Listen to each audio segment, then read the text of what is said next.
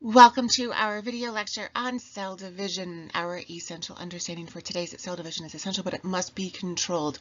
This microscope slide is showing us breast cancer cells. This tissue, these cells are dividing uncontrollably, and that uncontrolled division is going to grow into a tumor.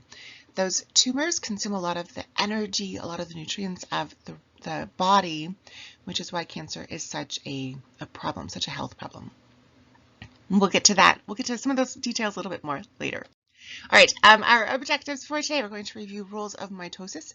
We're going to talk about the stages of the cell cycle. We're going to understand the importance of checkpoints throughout the cell cycle, and we're going to describe the consequences of uncontrolled cell division, which often leads to cancer. All right, rules of mitosis. So first, let's talk about the definition of mitosis. It is the division of a nucleus into two genetically identical daughter cells. We're going to focus really on just the nucleus in mitosis. When we divide the rest of the cell, that's cytokinesis. Mitosis is really just about the nucleus. We're going to take a cell, we're going to copy the DNA, so you can see I've got a chromosome here. Over here it's been doubled. During mitosis we're going to take that double and we're going to split it apart, and so each of those halves of that double chromosome is going to get pulled to opposite poles, and then we are going to split cytokinesis, the rest of the cell, into two daughter cells. These are both diploid. Diploid means that we have double the DNA. All of our cells have double DNA, one piece from mom and one piece from dad. Notice that these two diploid cells here at the end, we call these the daughter cells. The daughter cells are genetically identical to that original parent cell. Rules of mitosis. We need mitosis to grow. This image is showing us stages of very early embryonic development. This is our first single cell embryo. We also call this a zygote. You can still see the two separate nuclei that are just about to fuse here, one from egg, one from sperm. Actually, in fact, sperm was probably egg. That single cell is going to go through mitosis. We're going to have two cells. It's going to go through mitosis, and we're going to have 4, and then 8, and then that division is just going to keep continuing until we have an embryo that can develop into a full organism. Mitosis is also important for repair and replacement.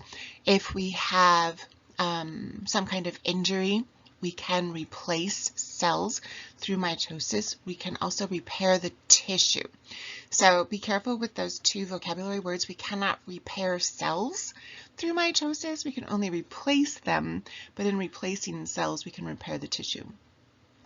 And then asexual reproduction can also happen with mitosis.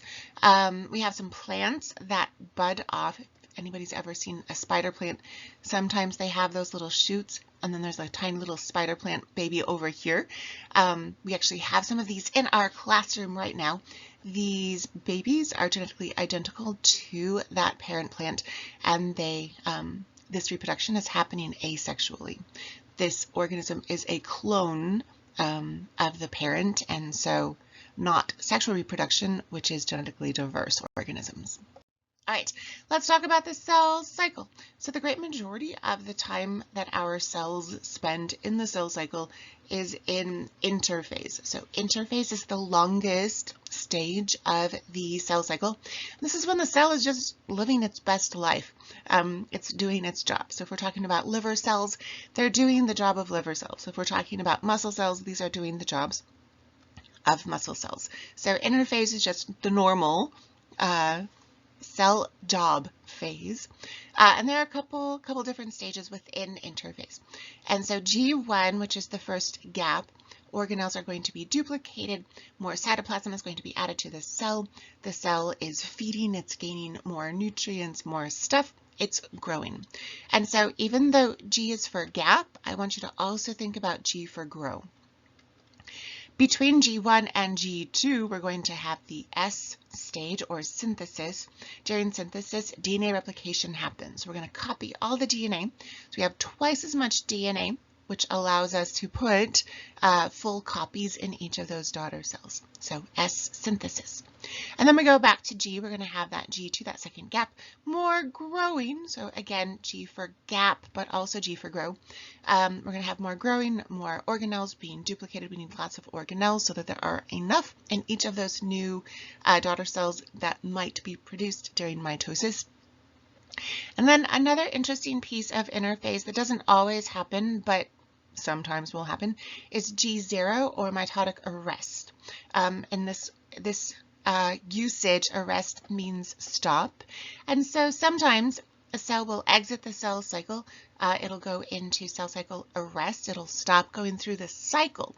It will live out its life. It'll do its job. And then at the end of its life, instead of going through mitosis, it'll just die. A lot of our very fully differentiated cells cannot do mitosis very well, and so they will go into mitotic arrest, and our stem cells will be the guys that are going through mitosis instead. All right, let's talk about chromatin versus chromosomes. This is a super important distinction vocab to memorize when we are talking about mitosis. So chromatin is uncondensed DNA. Most of the time during interphase, our DNA is like this giant thing of spaghetti inside the nucleus. That's super important because there are genes here along the spaghetti, the chromatin, and when our enzymes come to make messenger RNA so we can make some proteins, we need to be able to find those genes. When the genes, the chromosomes, get all wrapped up, when our DNA wraps up into chromosomes, it's super hard to find some of those genes because they're so highly coiled. And so these chromosomes, we do this chromosome wrapping only for mitosis or meiosis. Most of the time, our DNA is unraveled chromatin, chromatin uncondensed DNA. That supercoiling is going to start in the beginning of mitosis and prophase. We'll talk about that in a little bit. And the importance of this is just to keep that DNA very well organized so that we can sort it out into the new daughter cells. We're going to condense or supercoil the chromosomes, take that chromatin and coil it up into chromosomes. This is done with the use of histones. So histones are these super cool little proteins that the DNA wraps around. Histone proteins are found only in eukaryotes. Prokaryotes do not have these histone proteins, eukaryotes. And so you can see these guys here, and they start wrapping around those big bowls. And then lots of enzymes. We have some enzymes that also help with the supercoiling. What's kind of cool, a single strand of DNA, and us humans, we have 46 strands in our nucleus, can be as long as 50,000 micrometers. If we change that into millimeters, divide by 1,000, 50 millimeters, 5 centimeters, my friends. Each strand of DNA in your nucleus is 5 centimeters long. But your nucleus, the diameter of the nucleus is only about 5 micrometers. And so this like crazy ball of spaghetti, that chromatin is all mashed up in that nucleus, and then needs to get super, super mashed up when it's super coiled into those chromosomes. All right, so this idea of supercoiling, we can see it in microscope slide pictures. So this is showing us a cell in interphase. This is chromatin. This is also chromatin. You can see the nucleolus here. You can see nucleolus, nucleolus. These guys also chromatin. These cells are in interphase. The DNA has not supercoiled yet. Here, though, you can see these like individual chunks instead of it being like all spread out. And so here we do have supercoiling happening. These are now chromosomes. Chromosomes. This, we're like halfway there. So we're definitely still got some not all the way clumped up, little bits of chromatin, but you can also see that we've got some chromosomes forming. This is the very, very beginnings of mitosis. Not mitosis. This is definitely chromatin, chromatin, chromosomes. Chromatin, chromatin, chromosomes. Chromosomes. Good. So definitely be able to make sure that you know the difference between chromatin and chromosomes. All right, phases of mitosis. And I know this is review from your first year of bio. So phases of mitosis, we've got prophase, metaphase, anaphase, and telophase. It's like the PSAT, but it's the PMAT. So we've got that interphase. Remember, that's G1 and S and G2, first gap synthesis, second gap. When the cell moves into mitosis, so all of this is mitosis. So stages of mitosis, first we're going to have prophase. The DNA, the chromatin, is going to wrap up into chromosomes. Metaphase, those chromosomes are going to move to the middle. Metaphase in the middle.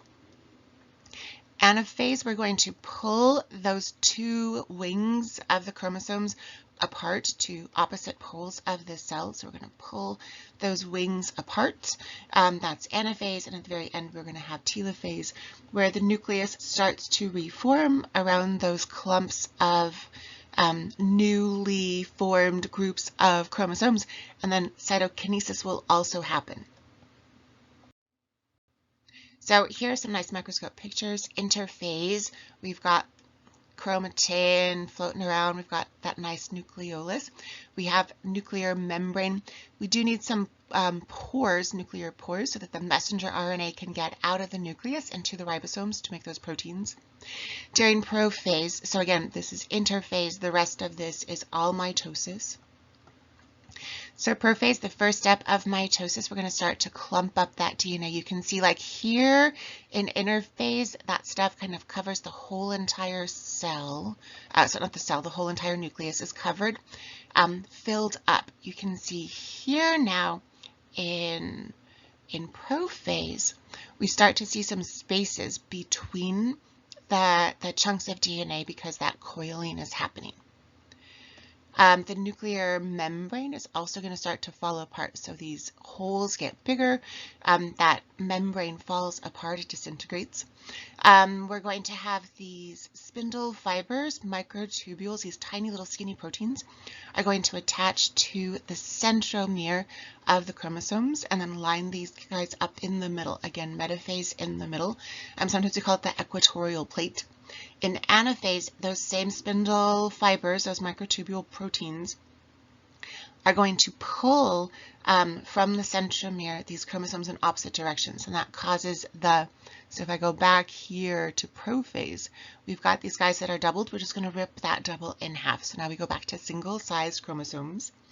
We're going to move these guys to opposite poles of the cell, and then in telophase, here you can see it in the microscope picture. In telophase, these guys start to bunch up a little bit now. A new nuclear membrane is going to form around that chromatin. Notice that they're already starting to like unravel a little bit. We're starting to go more toward chromatin than chromosomes. And then cytokinesis will also happen, and the rest of the cell will divide. Let's talk a little bit more about prophase, some of those super cool details. So we're going to have that supercoiling where the chromatin turns to chromosomes. The nucleolus is going to break down, the nuclear membrane is going to break down, and then these microtubules, these spindle fibers, these super skinny proteins are going to start to form and grab onto the centromere of the chromosomes. In metaphase, these microtubules, those spindle fibers, microtubule spindle fibers, all the same thing, are going to attach to the centromeres. Centromeres are here at the center of a chromosome. This is our duplicated chromosome. We're going to call this whole thing one chromosome. Sometimes we call it a tetrad because we've got 1, 2, 3, 4 little butterfly wings here, but this is still just one chromosome. We call these opposite wings, these are known as sister chromatids. chromatid, not chromatin. So each of those wings is a sister chromatid.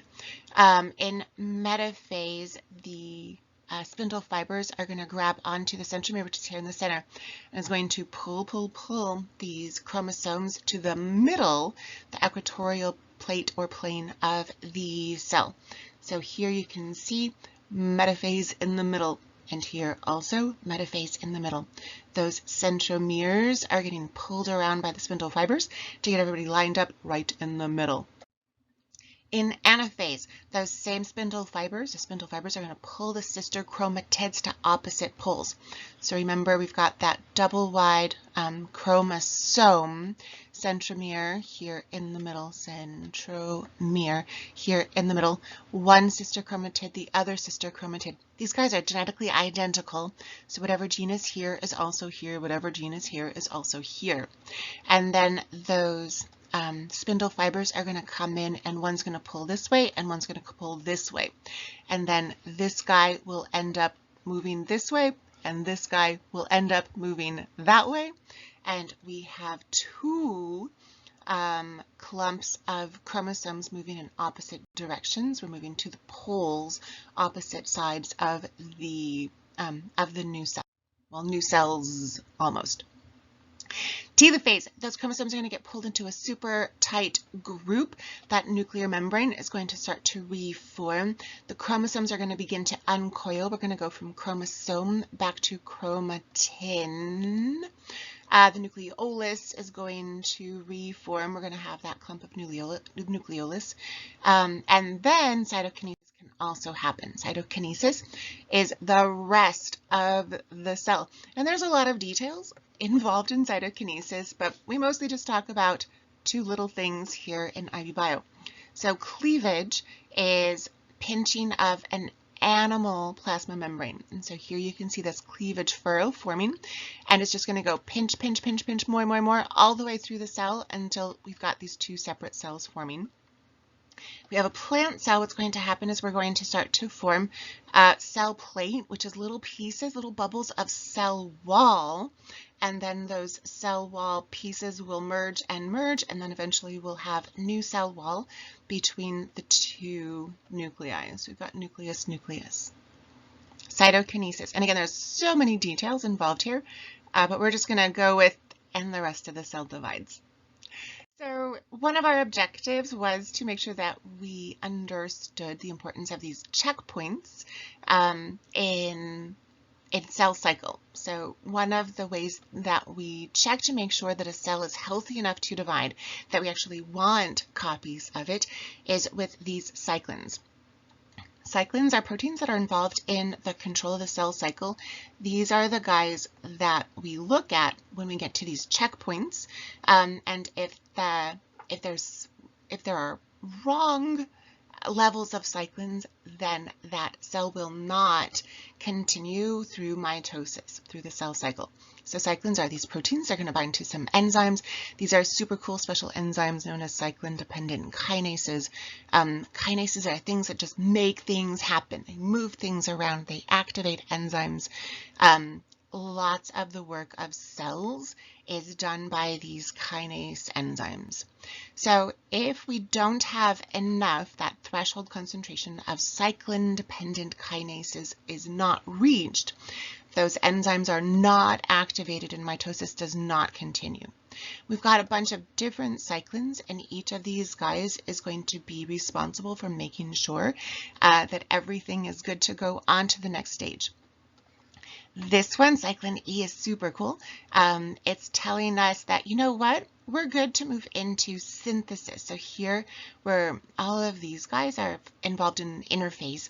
And so this one is saying DNA is good to go, let's copy it. If we don't have enough cyclin E, if maybe it's down here or down here, then synthesis won't happen. We will not replicate the DNA and mitosis will not go forward. Again, here at the end of synthesis going into G2, this is making sure, cyclin A, making sure that all that DNA was copied correctly, that we have organelles sufficient enough for a couple more cells. And then this guy, cyclin B, is like, let's go ahead and do some mitosis. We're ready to go.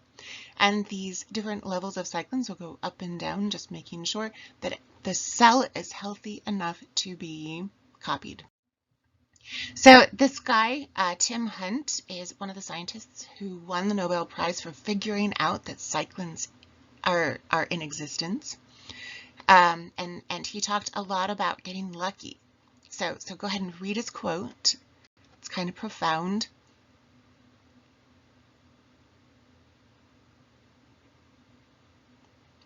Right? You don't have to be clever. It just comes up and punches you on the nose. And you're like, wow, that's super cool, Tim Hunt. And then you read this next quote.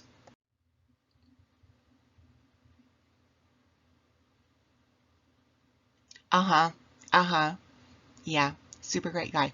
And then he got all sad, like when people were talking about how terrible this quote was, he was like, you don't understand what I was talking about. And he got sad, and yeah, not a whole lot of respect for this guy, gotta say. Anyhow, moving on. So what happens when cell division is uncontrolled? So the first thing that develops is a tumor, an abnormal group of cells, because these cells are dividing uncontrollably. Two different kinds of tumors. We have benign and malignant. Benign tumors are going to stay in this little capsule. So they're just kind of stuck in here. The cells stick to each other. They stick inside this capsule. We're still going to have a mass of cells. There's going to be a lump, but we're not super concerned about this because surgery, super easy, can come take this guy out and there are no problems. That's different from malignant. Some of the cells are going to detach. They're going to start to invade other tissues.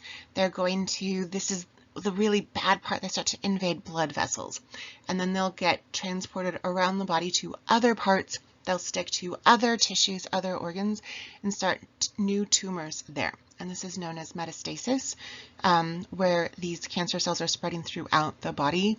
And this is super hard to treat via surgery,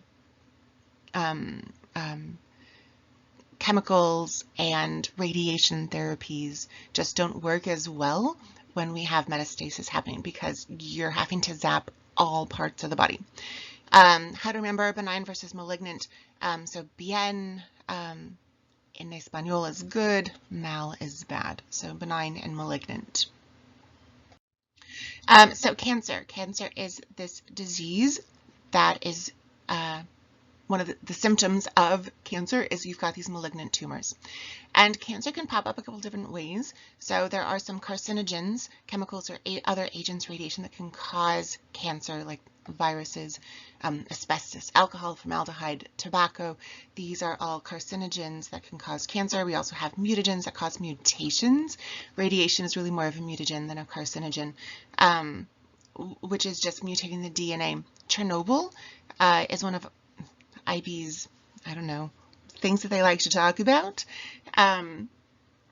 So the nuclear meltdown in Chernobyl, which is now part of Ukraine, led to, interesting, a lot of thyroid cancer. So a lot of people around Chernobyl ended up with thyroid cancer because of the radiation that was released when this nuclear power plant melted down.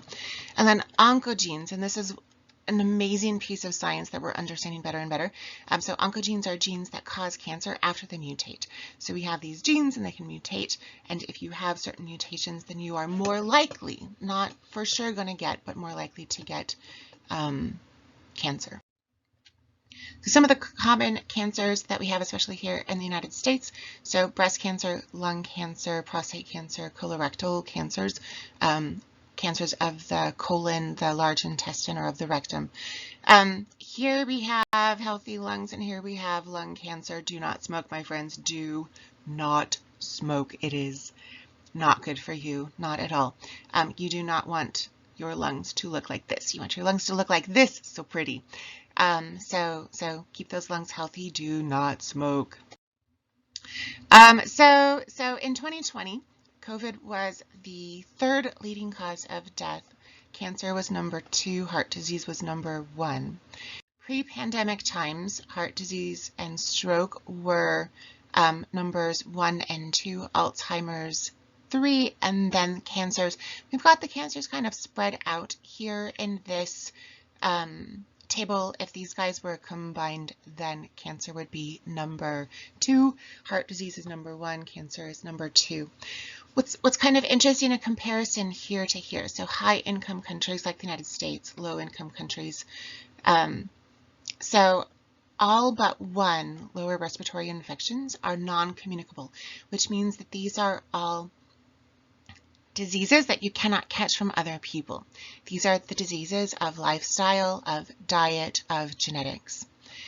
Whereas in low-income countries, all, well, 1, 2, 3, 4, 5, 6, 7 are all communicable diseases, diseases that you catch from other people, diseases that could be prevented with medicine and running water and soap and toilets. So it's an interesting, I don't know, difference. High income countries to low income countries, all here on Earth, and some of the things that we as high income countries could do to alleviate some of these causes of death in low income countries. There's a lot that we could do. So noodle on that. All right, so HeLa cells. We have a poster of these HeLa cells in our classroom. HeLa cells, HeLa stands for Henrietta Lacks. If you've heard this story, it's a amazing and terrible story. So this is Mrs. Henrietta Lacks. She got cervical cancer in her early 30s, went to the hospital, died of her cervical cancer. But what happened was doctors took samples of her cervix, put it into some petri dishes, and the cells continued to divide, and they divided and they divided and they wouldn't stop. And the doctors thought that that was so amazing that they did a lot of research and they shared her cells. And today, about 50 million metric tons of HeLa cells have been grown. So this woman's cervix has been allowed to go through mitosis until there are 50 million tons of it. 11,000 patents have been submitted using research from her cells. 110,000 research articles have been written, research with her cells. 4 Nobel Prizes directly related to her cells, and then like 7 more with some like just little bits of research using her cells. Her cells have been to all 7 continents and into outer space. Her DNA has been sequenced and published for all the world to see. We have had developments using her cells to treat and prevent polio, HIV, Ebola, sickle cell, HPV, tuberculosis, salmonella, parvoviruses like HIV in pets and cancer, and also my friend's COVID now. I need to add COVID to the list. Her cells are sold for about $250 a vial, and guess how many dollars she got? That would be 0. She didn't even give her permission for her cells to be taken. They were just taken. And then she died. And because she was a poor Black woman in the South, no one really thought about it. Her family today still, well, it's getting a little bit better. It's a little bit better. Oprah made a movie about her family, about her life and her family. So it's getting a little bit better, but also imagine being like her great nephew and knowing that your DNA is out and about for the whole world to read. So lots of challenges, lots of ethical issues here. So much amazing science has been done, but without her permission. So, all right, so now we're just going to practice identifying stages of mitosis, and then we're going to call this day done. So we've got lots and lots and lots of prophase going on here. So here are the very early stages of prophase. You can start to see that little bit of clumping happening up here. This guy, now you've got lots of clumping going on. You can see in red all those beautiful spindle fibers are forming and starting to grab onto. We've got clear chromosomes now, and lots of movement happening here. Finally, we've got these, and again, spindle fibers in red, chromosomes in that bluish purple color. We finally have gotten to metaphase. So these first 4 images are showing the cell moving through mitosis. Finally, here we're in metaphase. Here you can see those spindle fibers are pulling the sister chromatids to those opposite poles. We have anaphase. A little bit later, anaphase, and now we're moving into telophase. We've got those 2 clumps. Nuclear membrane is going to start to reform around those clumps. Telophase is happening. And you can see that cleavage furrow is starting to also form, and so we've got some cytokinesis happening as well. Good. Now we're just going to practice. Take a look at that. What stage of the cell cycle do we think this is? Hopefully you guessed prophase. So we definitely have some clumping going on. This is going to be prophase. We're not yet in the middle, so it's not metaphase, just prophase. How about here? Hopefully you guessed metaphase, because we've got all these chromosomes lined up in the middle. Here are those spindle fibers forming to push and pull those chromosomes to the middle, to the equatorial plane of the cell. How about this guy? What do we think? I think this looks like interphase. And also, now we're looking at a plant cell, right? Because it's a little bit more rectangular. Interphase. This guy is like all spread out. There's no serious clumping quite yet. How about here? What do we think? Hopefully we're thinking telophase, because look at those lovely little clumps on opposite sides of the cell. We've got that beautiful cleavage furrow forming cytokinesis. Those spindle fibers are about to retract and form in each separate cell. How about here? What do we think? We're thinking prophase. Notice these clumps are forming, but we definitely still have like the outline of a nucleus, but it's starting to get super clumpy. So this is definitely prophase. How about now? Oh my gosh, this is like the end of telophase and lots of cytokinesis. Notice that cell plate starting to form. These are tiny little baby pieces of cell wall that will merge into each other and eventually form 2 new cells. So we've got some telophase and cytokinesis happening. Definitely have these 2 new nuclei starting to form, and you can see still some clumpies in here, but it's not as separate clumpies. So we're definitely having these chromosomes uncoil and go back to that chromatin, that uncoiled version of the DNA. How about here? What do we think? I think this is interphase. There's some clumping, so maybe very, very, very early prophase, but not much of prophase, because notice there's not a lot of space between the clumps yet. So more likely very late interphase, maybe just the very first little pieces of prophase. Definitely have a super solid nuclear membrane still there. How about here? This one's a little bit easier. This one is definitely anaphase. Notice those chromosomes getting pulled to opposite sides of the cell. What's this guy? This one is metaphase in the middle. Good. How about here? Looking like anaphase. So notice that these guys, they're still, we don't have like really nice condensed clumps yet. We still have these guys kind of spreading out little fingers. So this one's going to be anaphase. We're moving those sister chromatids to opposite sides of the pole. How about this? Oh wait, no, now we're going to talk about mitotic index real quick. Sorry, I forgot I was done with those. So mitotic index is a way for us to calculate how many of the cells are in mitosis. If we have a lot of cells in mitosis, we know that we're looking at either stem cells or the potential for cancer. And so this is just a quick and easy, like a percent kind of plan, where we're looking at the part of the cells that are in mitosis divided by the whole number of cells.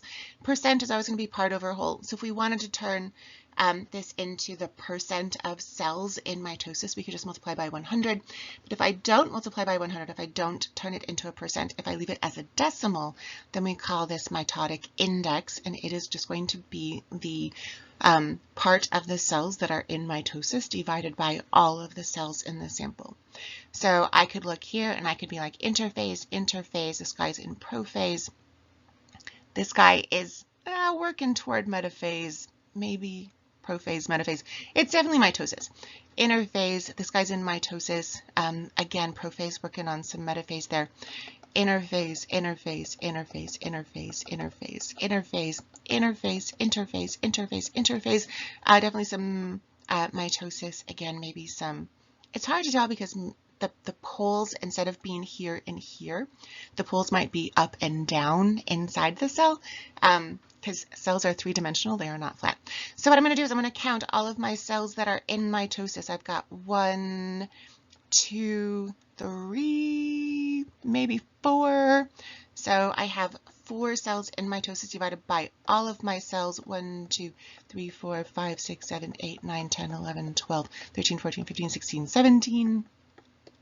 And so I'm going to get out my calculator and I'm going to find that that is just under 0.25, so maybe like a 0.2, I don't know, 3. I don't actually have my calculator, I'm just guessing. So this would be my mitotic index. I can see that I've got not quite 25% of my cells in mitosis.